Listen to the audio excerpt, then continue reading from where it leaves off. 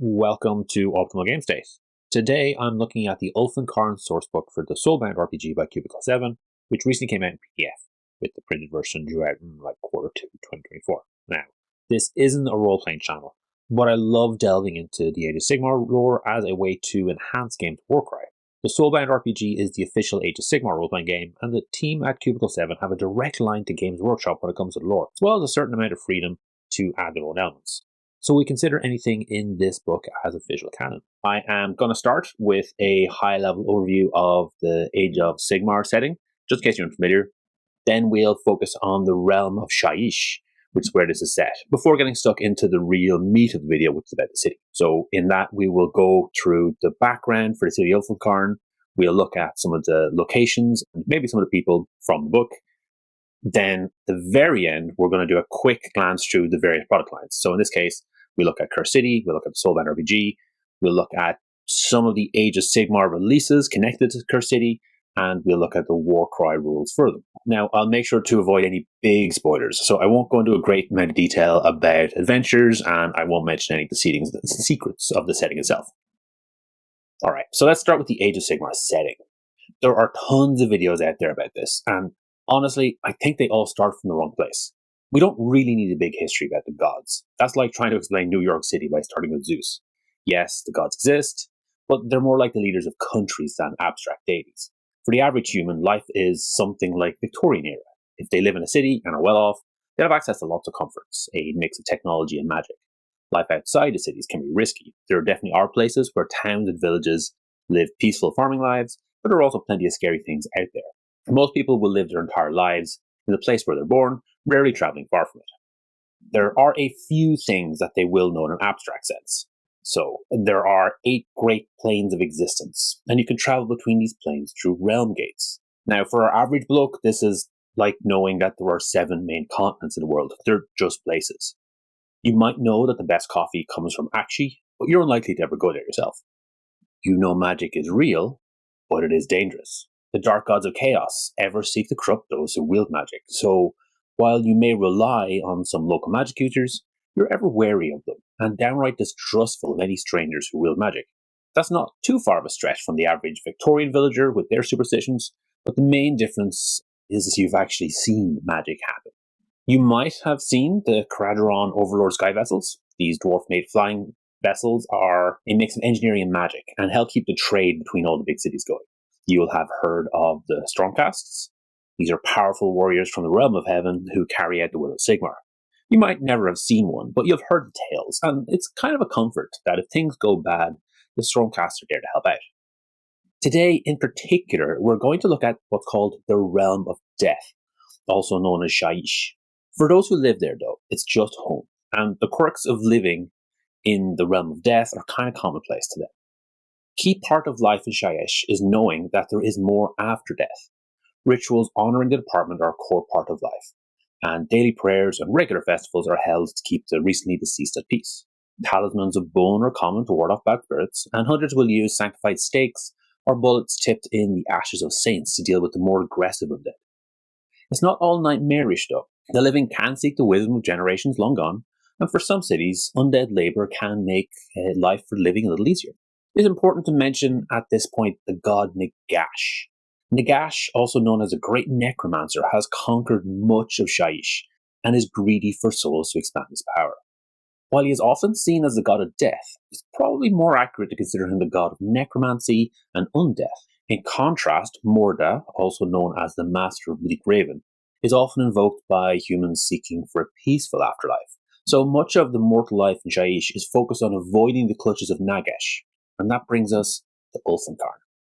Before Nagash conquered much of Shaiish, 3 houses, Van Eltens, the Vosheim, and the Gaunts, established a fortress on the island of Zargarong and called this new home Mournhold. Around this, in time, a city formed, as people came to take advantage of the location of the port. Then came the Age of Chaos, which is when the Dark Gods sought to take control of the realms themselves. Mournhold held out. It was relatively isolated, and they had a good navy that was able to hold back the assaults. Indeed, they managed to hold back 6 Chaos fleets in total, but at that point they were pretty worn thin. Then a 7th force led by a coordinate demon prince called Slot appeared. Although weary from the constant assaults, the population of Mournhold prepared for one more battle that they thought they were going to lose. Reprieve, however, came from an unexpected source, an 8th fleet. This wasn't the Chaos Fleet like they first thought. Instead, these black sail ships held mercenary ogres, led by a vampire lord named Radakar the Wolf. The new fleet slammed into the Chaos One, and Radakar himself slew the demon prince on the beaches. Rather than seeking to conquer Mournhold himself, Radakar instead offered to serve as a defender of the city, as new threats were sure to come. In return, he only asked for a seat at the table of the city's nobility, a voluntary tide of blood, and the citadel of his own to dwell in. This peace lasted for many generations. The city settled into an understanding with Radakar and survived where many other cities fell to the force of chaos. Things only changed after the Necroquake. In his ongoing ambition, the god Nagash completed a great ritual to tap into the powers of death for his own purposes.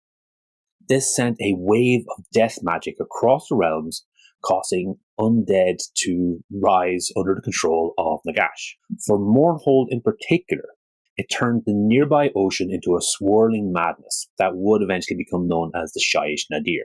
This is at the center of the realm of Shyish.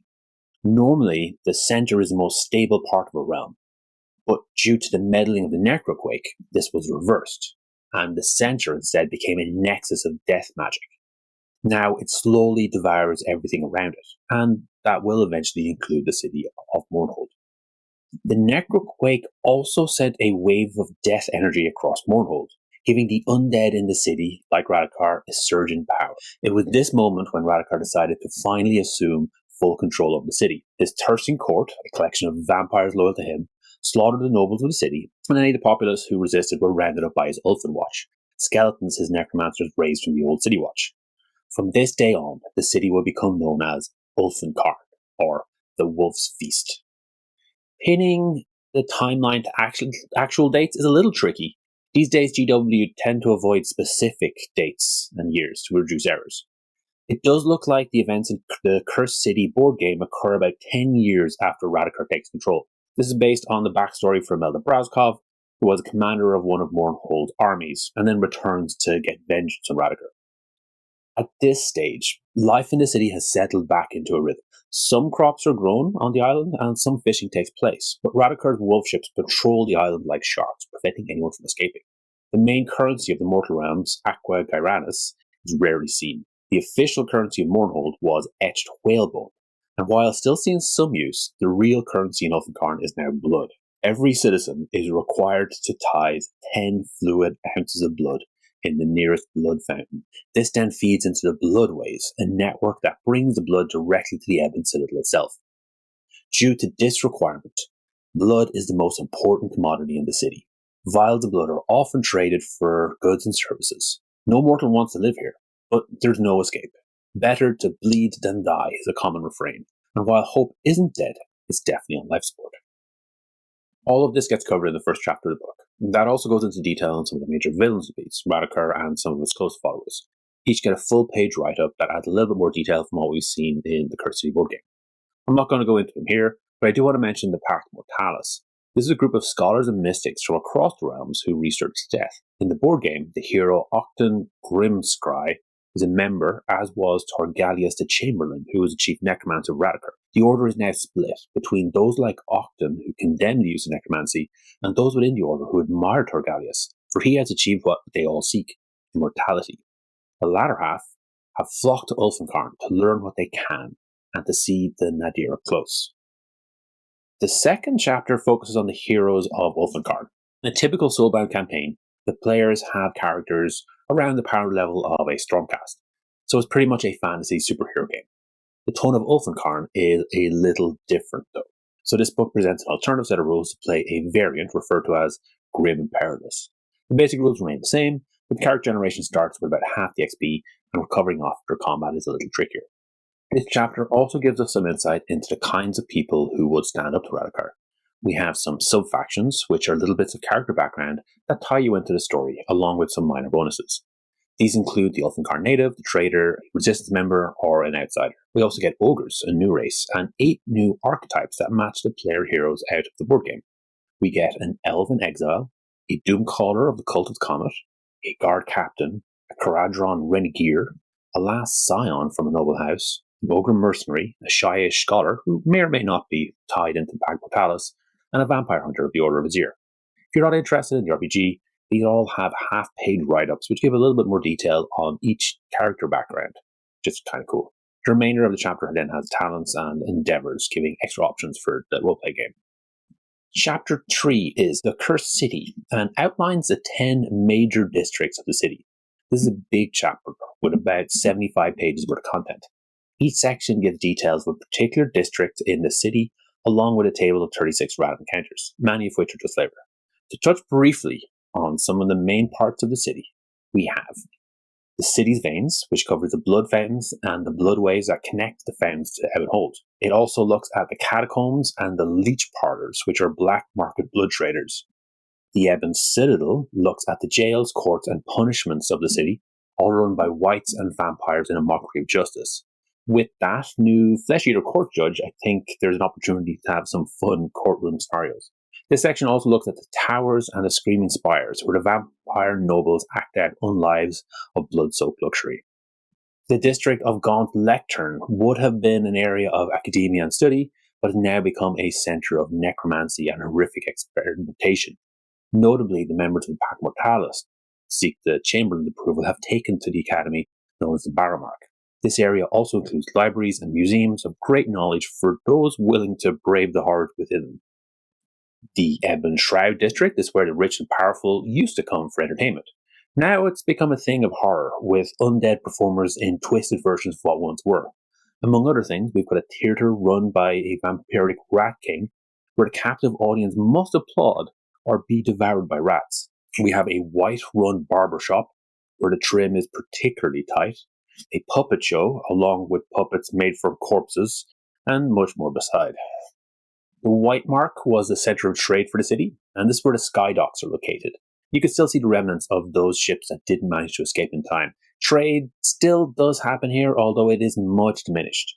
Radiker knows that the city is no use to him dead, so he still allows a sliver of food and supplies to come in, and it's likely to appear here when it does. There are, of course, other trades. The Butcher's Guild will pay well for a full corpse. They know their trade well and can make use of all the parts of the body. Whatever little blood they may be able to render out will keep the officials at bay. If things do get desperate, you can always head to the shop known as a last resort, a second-hand weaponry store that accepts only blood. The Black Lanes are the tenements and shanty towns of the city. Within that, people are packed in squalor. The Ulfenward patrol here often, and the vampires who seek to look for sport sometimes come to the Black Lanes to hunt. Still, this is a place to find the people you need, whether that's a fighter from the underground fighting rings, an escape in some of the gambling dens, or medical attentions in the infirmary. Vossheim was where the homes of the rich and nobles were. Now these abandoned homes are full of horror, whether that's second-rate vampires, packs of direwolves, or vengeful ghosts. At first, this might seem like a good place to lie low or scavenge, but any who do so find it a struggle even to survive the night. This area hosts a public park and a small lake, but the vampires of the Vrykros Bloodborne consider this off-limits to the unwashed masses, and usually the only mortals in this area are the unfortunates who the Vrykros have selected for the night's hunt. The area of Mortifus Heights, in contrast, is not as abandoned or savage. It's here that some of the lesser nobles who were willing to swear to the wolf reside. While many assumed new rooms in the Ebon Citadel, a number still remain here in fortified estates, along with new vampire or necromancer residents, which are keen for some privacy. Built along the cliffs, however, this district also sees the remains of houses that the magical storm of the Nadir has swept away. The Rowanlat is the city's grand necropolis. Once a place of rest and quiet communion, is now the domain of Gorslav, who tends his corpse gardens, providing abundant deadwalker zombies for his master. The sprawl is near the edge of the city. It's an area within the city walls that was destroyed during a chaos attack. Never quite rebuilt, the ruins are a risky place to reside, but are outside Radiker's direct control. White Kings are occasionally sent out with armies to clear any groups that get too organized, But apart from that, it's mostly just the packs of direwolves, fellbats from nearby forests that you have to worry about, along with the occasional roaming Vargeist or Vargskir that prowl the ruins. Then the Keening harbours are the dock area, although what was once a thriving industry is now guarded by the Kosargi Night Guards who man Radakar's fleet of black ships. There are still some remnants of the old life here, including a pub for the locals, but they're not too keen on strangers. One thing I haven't mentioned yet is this book considers the setting across a few different time periods. The first is at the start of the Cursed City board game, and is referred to as Ulfenkarn in Peril. The second is right after it, and is called The Night Unending. So this would have been after the heroes of the board game have completed all of their missions, and it sets up for the first expansion called Night Wars. Then finally, the third period happens after that, and leads into the final expansion Nemesis. I mention this now because there is an X location mentioned that only appears after the events of the board game. The last part of the chapter has a few cool items and artifacts that are unique to the city, or Shyish in general. This adds a nice bit of flavour and is useful for the setting. So, for example, we have Healing Poultice, which the heroes from the main book just wouldn't be interested in as they've got the Acro Gyranus, but is kind of key in Cursed City. We also have items like firewood stakes carved from Akshian firewood, which can be set to burst into flames after stabbing one of the undead. So lots of useful bits and pieces. Chapter 4 has some tips for the GM in running games in the setting. It also has rules around exploring the city and tips on putting together balanced encounters. There's 8 pages of simple scenarios, which could be used as inspiration for a game of Warcry if you're so inclined. Chapters 5 to 9 are detailed guides for a few key locations of the city. So there are maps, encounter tables, names and descriptions for more characters that you might find in those places. And then chapter 10 is Beastry. So it's got all the profiles for the various characters and creatures, along with some role-playing and combat tips. Pretty much everything that has a model in the Cursed City board game has rules in Soulbound, all the way down to the Undead Cats. This is a chunky book with 238 pages in total. For me, the only thing really missing from it is the campaign that you would play. But that story is already somewhat marked out from the Cursed City board game. You're constantly trying to juggle the fear of the populace and the amount of influence that Radakar has. And then the end goal is, of course, to take out Radakar's key lieutenants before going for the wolf himself. This book does give you all the keys you need to make that story happen, but you can approach it in the way that your group wants to do so. Because the city is kind of a closed, locked-in populace, it's almost like you're playing through a locked room scenario. Everything is enclosed. You don't have to worry about anything outside it. You just have to manage the city and work out how it is going to react to what your players do. All right, the last part I want to do is have a look at the products related to the settings, and that's across all the lines. Obviously, we have the Cursed City box, which I have to admit I think is a fantastic product all by itself. It's absolutely packed with miniatures. It's got great boards.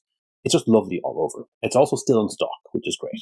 Unfortunately, there were a bunch of logistic issues after that, and where I think we would have got a bunch of expansions with models and rules, instead the models were all released separately for the main Age of Sigmar line. And several months later, we got the 2 expansions that just had cardboard. These are pretty expensive, and the combined cost was even worse. From reviews I've seen, if you finished the Cursed City and really wanted more, then you could pick up Night Wars. If you finished Night Wars and still had a hankering for it, and, you wanted to round out once and for all, you could pick up Nemesis and then just finish it. Not exactly great praise, unfortunately.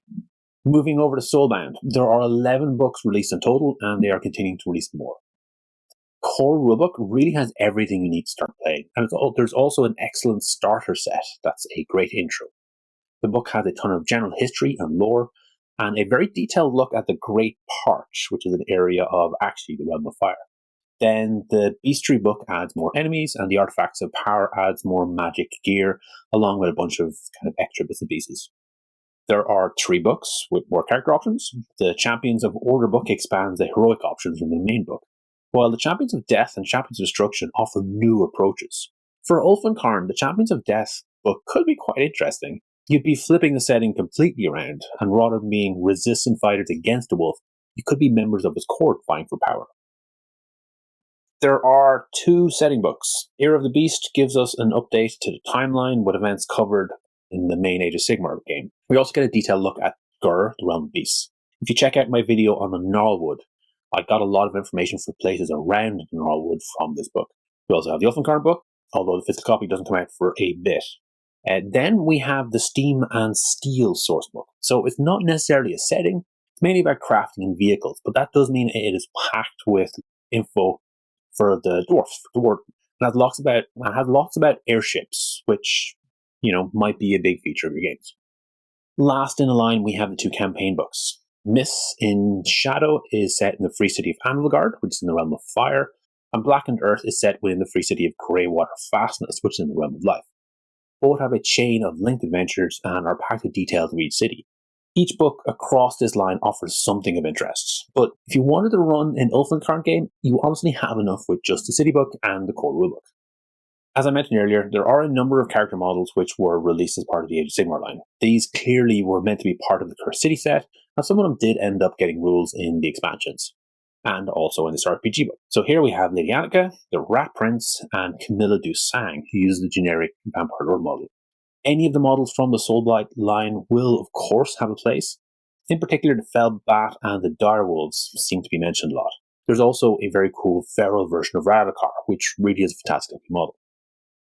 2 models which clearly fit the Cursed City theme, but don't feature in either the game, expansions, or roleplay book are Ivya Volga and Belladama Volga, both vampires of the Vrykros line, same as Radakar. This could open up some extra options if you want to get creative with it.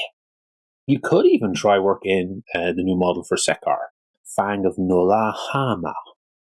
She might be a little bit out of theme, but the intrigues of the vampires are always a bit of fun.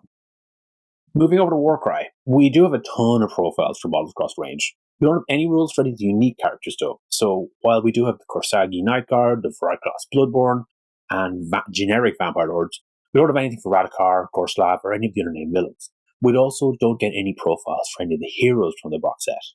One thing we did quite recently get is rules for the new Cities of Sigmar models. Now, in here, I've painted up mine as troops from Lethis, which are at least on Shyish, if not necessarily Ulfenkarn. You can, of course, go in any kind of warband in a campaign like this, but I do think something like the recently released Wildercore or the Underworld warband of Hexbait's Hunters will fit the team really nicely. We've covered a lot today. I do think this is a fantastic book. The setting is pretty unique and is a very different take on anything we've seen before. If you're looking at using this for a Warcry campaign, you're a little boxed into running undead. Although you can, I think, run pretty much any kind of undead beyond the Ossiarchs. It's probably not a great setting for 6 players to be battling over the city, unless a considerable chunk of those are willing to run death warbands. Where this might shine, however, is with a GM'd style campaign, where one player is playing a team of heroes, and the other player is focused on playing the various undead that the heroes come up against. The Norwood campaign rules already have a pretty great system for setting up camps, which you eventually have to abandon, which kind of makes sense in the setting.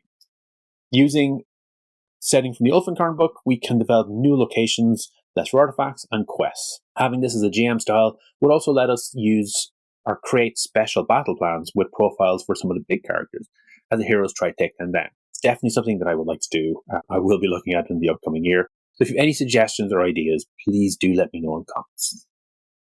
Thanks for making it all the way to the end. Hopefully you enjoyed this video. Each week I put up a new video talking about one of Games Workshop's specialist games. The goal is always to try and make the best possible 2-player experience. If this is something you'd find interesting, please subscribe to the channel and comment to let me know what you'd like to see in future.